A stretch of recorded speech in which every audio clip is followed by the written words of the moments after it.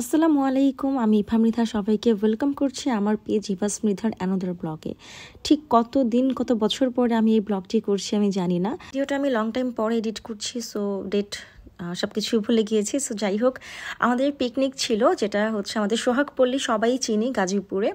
So আমরা girls যারা আছি সবাই একটা বাসের মধ্যে আমরা খুব এনজয় করতে করতে আমরা পৌঁছে গিয়েছেন। খুব একটা টাইমও প্রয়োজন হয়নি, উত্তরা থেকে জাস্ট 1.5-2 ঘন্টার মধ্যে আমরা পৌঁছে গিয়েছিলাম।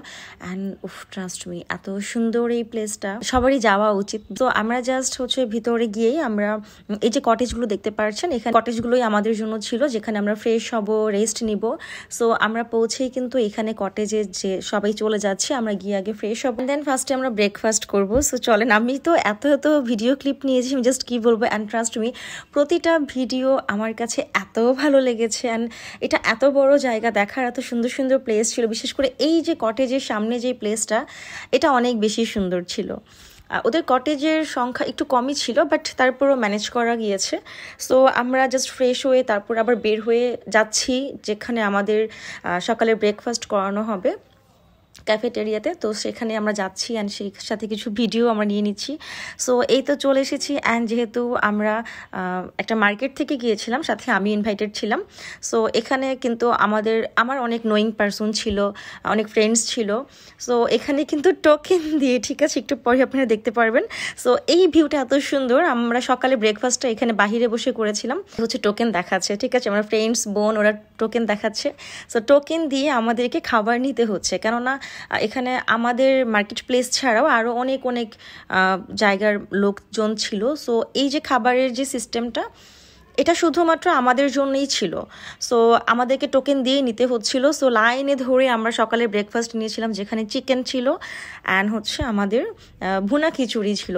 সো আমরা খেয়ে চলে এসেছি, আমরা সুন্দর সুন্দর ভিডিও নিয়েছি। আমাদের গ্রুপের আমরা সব গার্লসরা মিলে এখানে একটা পপুলার সঙ্গে টিকটক করেছি, যদিও এটা এখনও পর্যন্ত শেয়ার করা হয়নি, বাট সুন এটা আমরা শেয়ার করে দিব।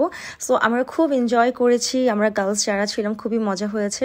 অ্যান্ড লিটারালি অনেক দিন পরে, মানে আমার কাছে এত ভালো লেগেছে যে লাইক আমি অনেক দিন যাবো চাচ্ছিলাম কোথাও ঘুরতে যাই, একটু এনজয় করি। সো আমরা ঘোরাফেরা করছি। অ্যান্ড আমার ভিডিও দেখতে দেখতে তোমরা বোর হয়ে যেও না, কেননা আমি এত পিকচার্স নিয়েছি, এত ভিডিওস আমি মেকিং করেছি।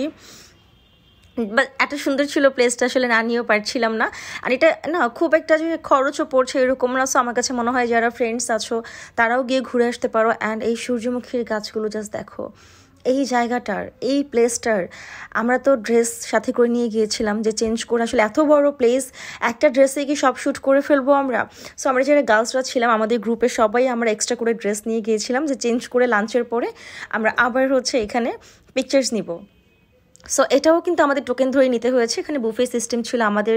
সো এই তো খাওয়া দাওয়ার পর্ব শেষ করে আমরা আবারও চলে এসেছি ঘুরতে। সো স্টিল ঘুরছি, ওকে।